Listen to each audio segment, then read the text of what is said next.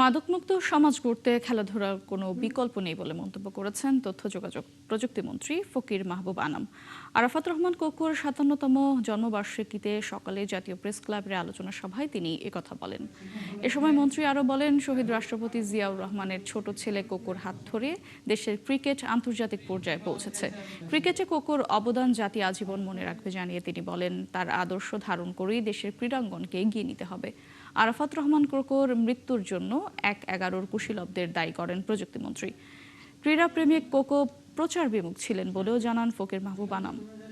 তিনি শুধু একজন ক্রীড়া সংগঠক ছিলেন না, তিনি অনুধাবন করতে পেরেছিলেন যে একটি জাতিকে বিশ্বের বুকে মাথা উঁচু করে দাঁড়াতে হলে ক্রীড়াঙ্গনকে শ্রেষ্ঠত্বের অর্জনের কোনো বিকল্প নেই।